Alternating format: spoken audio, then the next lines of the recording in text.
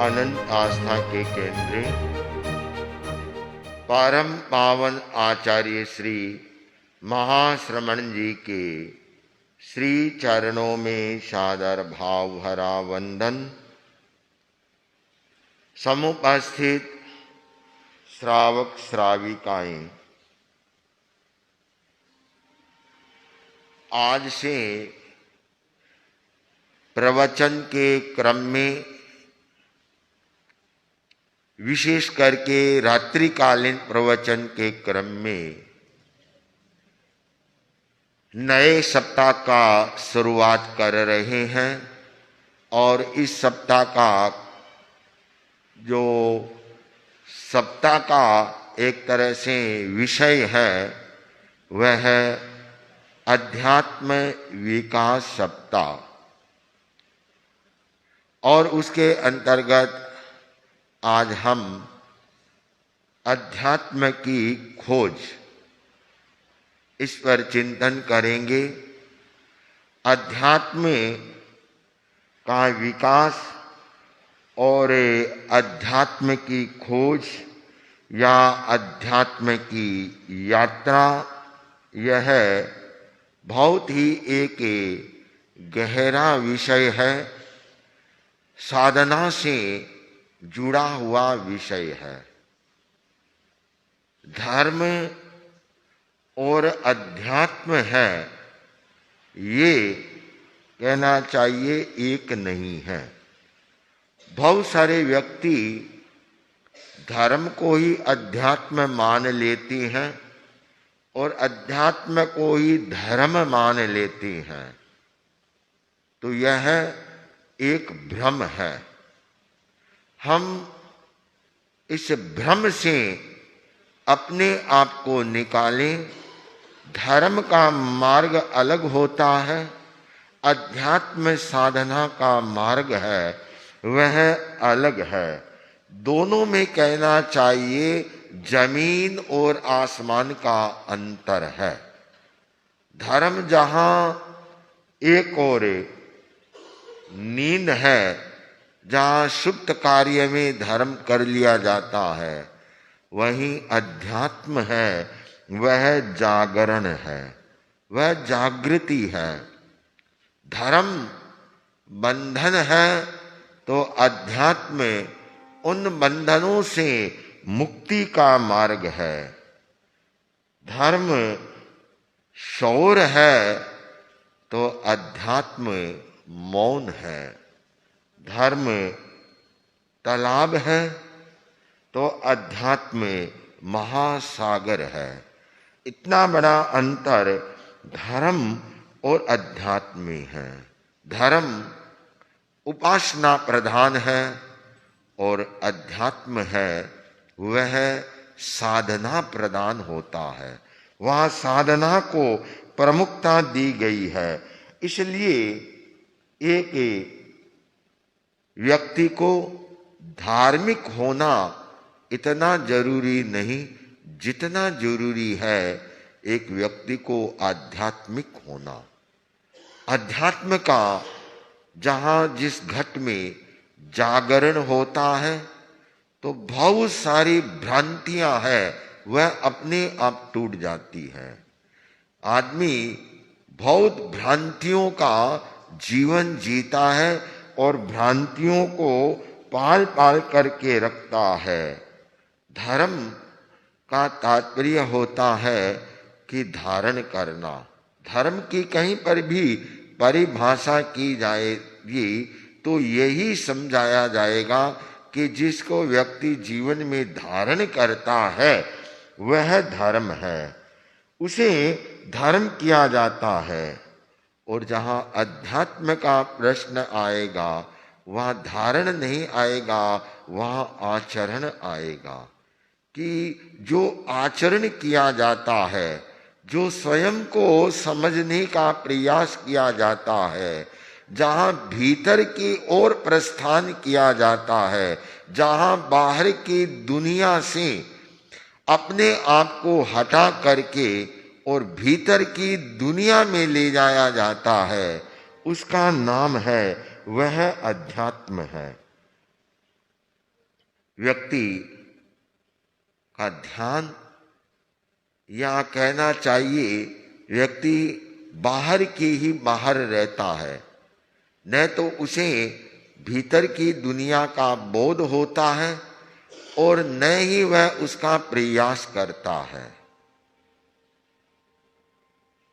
आचार्य श्री महाप्रज्ञ जी कहा करते थे, जिए बाहर रहे भीतर। यह एक बहुत गहरा संबंध है कि हम व्यवहारिक जगत में जीते हैं, रहते हैं, तो बाहर की दुनिया से संपर्क साधा जाता है, लेकिन रहना है वह भीतर है। और जो भीतर में रहना सीख लेता है तो कहना चाहिए वह अध्यात्म की दिशा में वह प्रस्थान करता है। अध्यात्म कहना चाहिए उस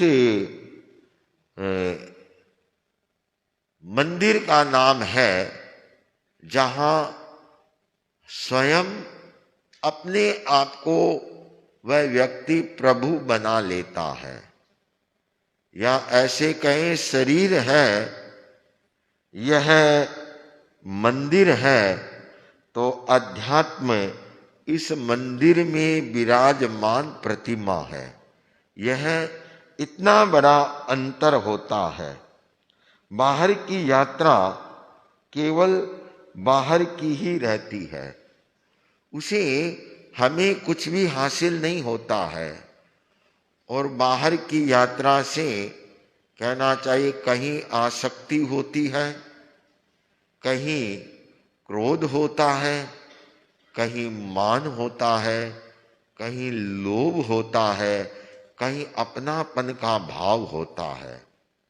ये सारी की सारी संसार की इस यात्रा के साथ चलता ही रहता है, इसका कहीं अंत नहीं आता है।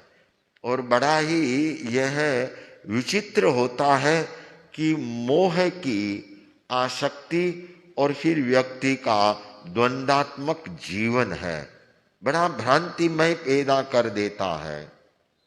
एक पुराना प्रसंग आता है कि व्यक्ति दुकान में बैठा था और देखा किराने की दुकान थी, बहुत सारा सामान था। और आज तो जमाना है कि हर चीज को पैकेजिंग करी जाए, पैक करके बेची जाए, चाहे वह 50 ग्राम है, चाहे 100 ग्राम है, चाहे किलो है, चाहे 5 किलो है, चाहे 50 किलो है। एक जमाना था वस्तु को दिखाकर खुला बेचा जाता था कि हमारी दुकान में ये माल है। समय है, उस समय में यही परंपरा थी। व्यापारी सेठ दुकान में बैठा था और एक बकरे की जात आ गई और वह जहां एक अनाज की ढेरी थी उसके पास जाने लगा। सेठ की नजर पड़ी। सेठ ने आदमी से कहा, इसे भगाओ भगाओ। से भगाया गया। क्यों? कि वह अनाज खाएगा। तो जो व्यापारी था तो उसका अनाज के प्रति या अपने सामान के प्रति एक तरह से आसक्ति का भाव था। वह तो बकरा था, एक बार उसे बकाया, वह थोड़ी देर में फिर आ गया। दूसरी बार भगाया, फिर आ गया। आखिर में सेठ से रहा नहीं गया, यारे इसकी 2-4 लाठी की मारो, ये ढीठ है, जिसको भगाया जाए वापस आ जाता है, से ढीठ माना जाना है। ऐसे ही कुत्ता होता है, घर में कुत्ता रहता है, गली का कुत्ता होता है, घर में आ जाता है, उसे भगाएंगे वह कुत्ता वापस आ जाएगा। उसने लाठी लेकर उसे धमकाया, वह गया। बकरा थोड़ी सी दूर गया, वापस वह जैसे ही लाठी को रखने लगा पीछे पीछे बकरा तो वापिस आ गया। अब सेठ से रहा नहीं गया। सेठ ने कहा, अरे तेरे से एक बकरा ही नहीं भगाया जा रहा। सेठ उठा, उसके हाथ से लाठी ली, दुकान के बाहर आया और उस बकरे के माथे पर 2-4 लाठियों की मारी। गुस्सा आया हुआ था और गुस्से में और आदमी बेभान हो जाता है, और गुस्से में जैसे ही लाठी की पड़ी, कोई बकरे के माथे में मर्मस्थान में लगी और वह बकरा वहीं प्राणांत हो गया, उसकी मौत हो गई। सेठ ने कहा छुट्टी हुई। सेठ जैसे दुकान में चढ़ा और ऐसे दरवाजे के पीछे उस लाठी को रखने लगा तो देखा सामने एक साधु बैठा है। एक साधु बैठा है और वह हंस रहा है, हंस रहा है। सेठ ने कहा, अरे ये क्या, ये साधु क्यों हंस रहा है? यह मेरी दुकान का नुकसान कर रहा था तो मैंने इसको मारा है। इसमें मैंने क्या अपराध किया है जो इसको हंसी आ रही है? आज का जमाना नहीं था। आज यदि ऐसे मार दिया जाए तो लेने से देना बढ़ जाए। तो सेठ ने उससे कहा, भी आप हंस क्यों रहे हैं? ऐसा क्या कारण है? बकरा से मेरे को नुकसान हो रहा था। और वह साधु बोला कि अरे बकरा मरा उस पर नहीं, मैं तो हंस रहा हूं इन कर्मों की विचित्र गति पर, कि व्यक्ति कहाँ मोहासक्त होता है और कैसे आता है और कैसे मौत को प्राप्त हो जाता है। मेरी हंसी का कारण तो ये है। वह साहूकार कुछ नहीं समझ पाया, कुछ भी नहीं समझा कि क्या मतलब हुआ इस पहेली की भाषा को में आप बोल रहे हैं, समझाई? तो साधु बोला, बात ऐसी है कि तुम्हें पता है ये बकरा कौन था? का कौन कौन था? ये तो अमर बकरा होता है जिसके कान में चिन्ह करके छोड़ दिया जाता है, जिसका कोई मालिक नहीं होता। और कौन था? बकरा बकरा था। कहा नहीं नहीं, बस यही तुम्हारी भूल है, यही भूल है। यह बकरा तुम्हारा पिछले जन्म तुम्हारा पिता था। और तुम याद करो, तुम्हारे पिता काम धंधे में कितने आसक्त रहते थे। वे दुकान के छोड़ना ही नहीं चाहते थे। सुबह से शाम तक उनको दुकान दुकान धन धन धन यही चलता था। कहा ना कि आगे धंधा पीछे धंधा, धंधा माई धंधा, जो इस धंधे में याद करे वो साहिब का बंदा। अब साहिब को तो कौन याद करता है पता नहीं, लेकिन गृहस्थियों के आगे धंधा पीछे धंधा, धंधे माई धंधा चलता ही रहता है, उसका कहीं अंत नहीं आता है।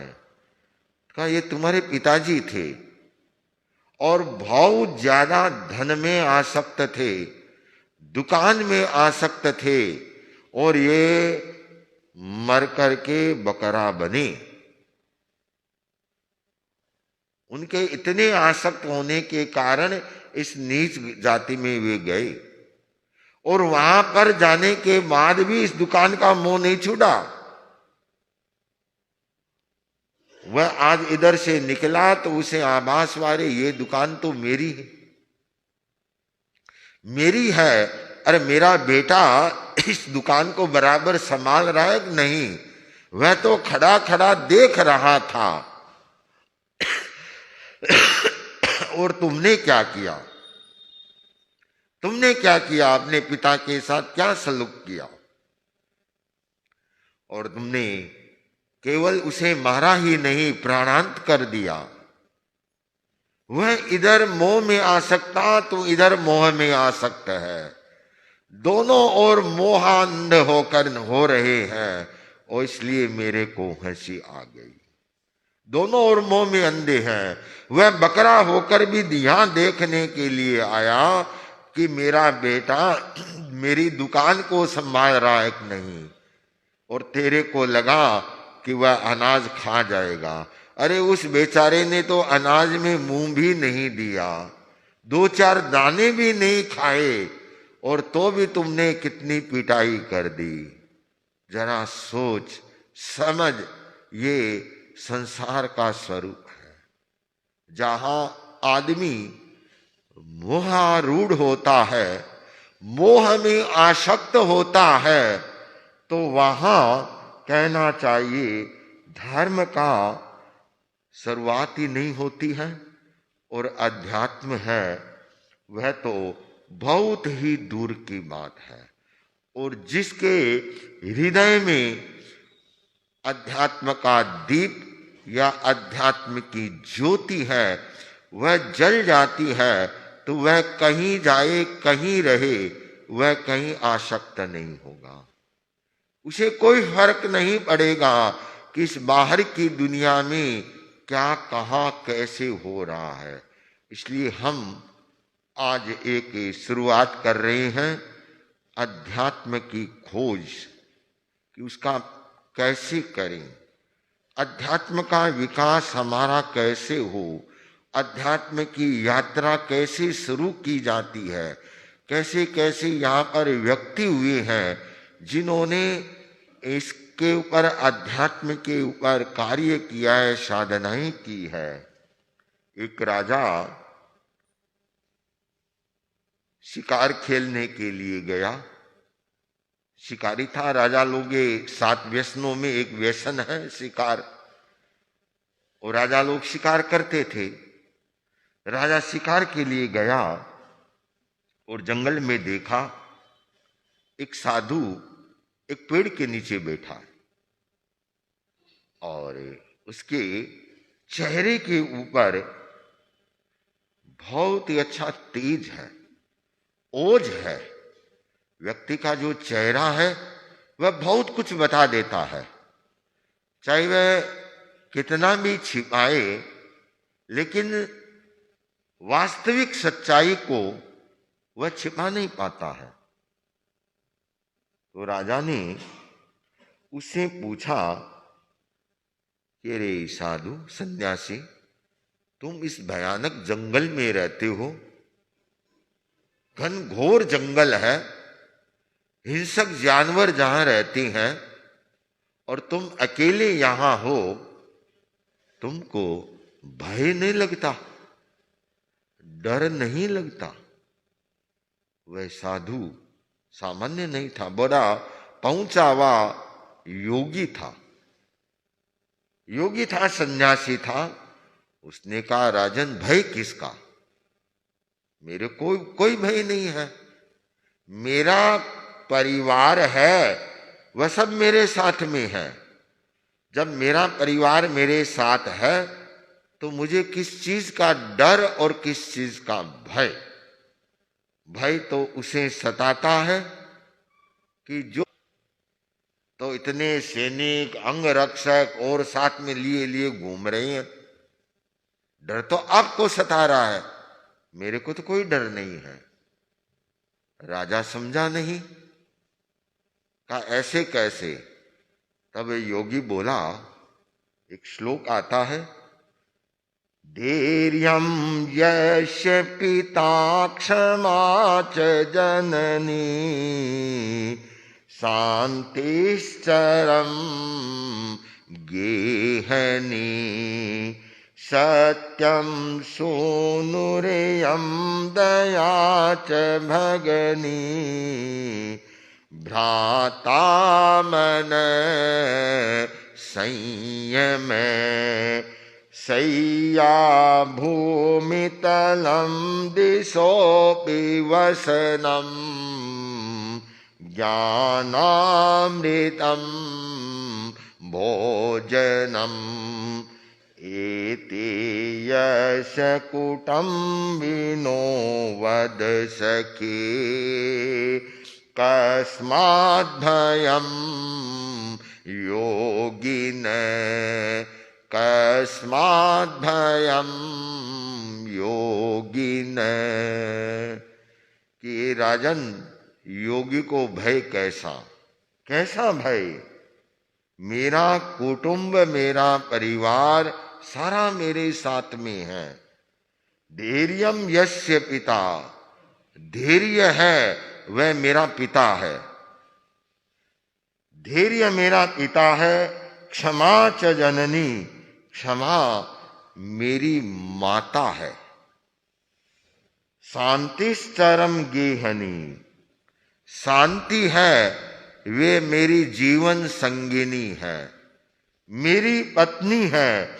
सत्यम सुनुरयम दया च भगिनी, सत्य मेरा पुत्र है, दया मेरी भगिनी है। भ्राता मन संयम, और दिशाएं वस्त्र ज्ञान मेरा आहार है। ज्ञानामृतम भोजनम, ज्ञान मेरा भोजन है। एते यस्य कुटुम्बिनो वद सके, इतना सारा परिकर मेरे साथ में है, तो कस्मात् भयम योगिन, योगी को कैसा भय? यह कौन कह सकता है? ऐसा कौन बोल सकता है जो साधना में बहुत गहराई में चला जाता है, बहुत डीप में उतर जाता है, तब जाकर के उसे इस चीज की अनुभूति होती है और उसे कहा जाता है कि यह भीतर की यात्रा में, अध्यात्म की खोज में यह बहुत आगे है, चल चुका है। जो भी या जिन भी ऋषि मुनियों ने, योगी सन्यासियों ने अध्यात्म की खोज की है, तो पहली शुरुआत यहीं से हुई है कि मैं कौन हूं, मैं कौन हूं, कहां से आया हूं और कहां मुझे जाना है। पहला प्रश्न नहीं, मैं कौन हूं, कौन हूं? हाँ, अभी तो सुना हुआ इसलिए आत्मा हूं। कोई पूछेगा मैं कौन हूं, कहां से आए हो? घर से आया है। और कहां से आए हैं? कहां से आए? कि घर से आया हूं। कहां जाना है? कि घर जाना है। यह इसका समाधान नहीं है, यह उत्तर नहीं है। राजस्थान में उदयपुर है, शहर गए होंगे उदयपुर। उदयपुर के महाराणा थे, मेरे को बैठे बैठे याद आ जाता है, सोचा ही नहीं था इस प्रसंग का। तो उदयपुर के महाराणा दो भाई थे। एक भाई साधु बन गया और एक महाराणा बन गया। महाराणा बनने के बाद जो साधु बना था, उस भाई के मन में आया कि जाकर के भाई की खबर तो लूं, वह कैसे है, आखिर है तो मेरा भाई। तो वह स्वयं नहीं गया सामने, राजस्थानी भाषा में कुछ लिख करके महाराणा को भेज दिया और लिखा एकदम ठेठ मारवाड़ी भाषा में, कुण हो काई करो, कठों आया कठे जासो। कि कुण हो, कौन हो, कुण हो काई करो, क्या कर रहे हो, कठों आया कहां से आए हो, कहां जाओ। महाराणा के सामने यह जैसे ही प्रश्न आया तो महाराणा ने उसका उत्तर दिया,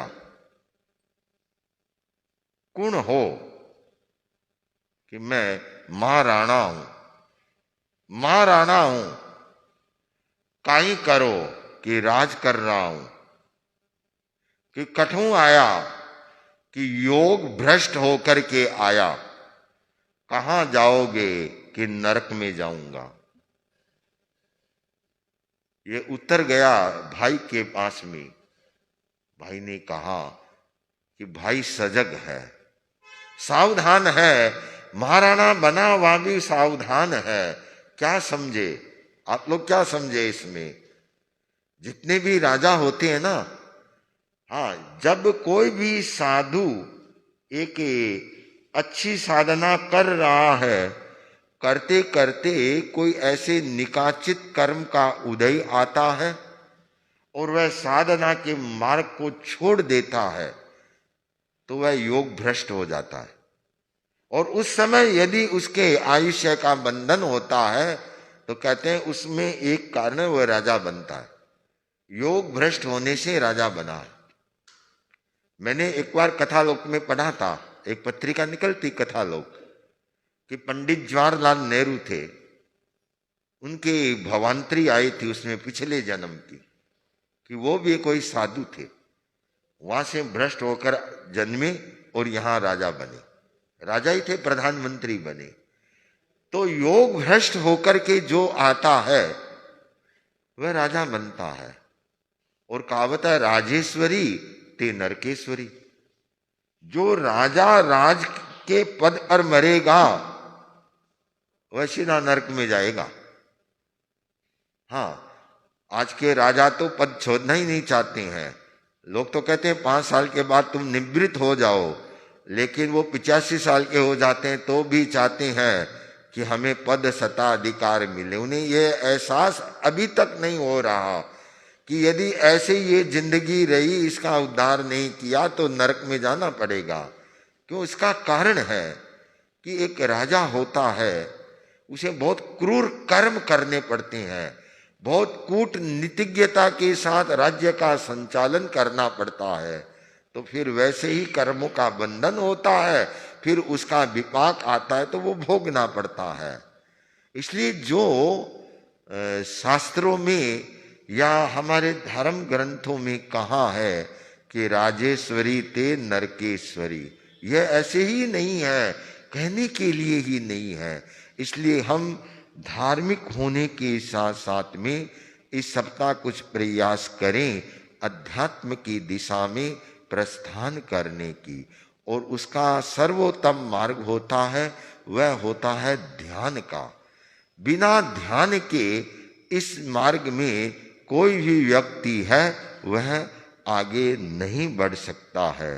अभी तो खोज करनी है, खोज का मार्ग बहुत लंबा है।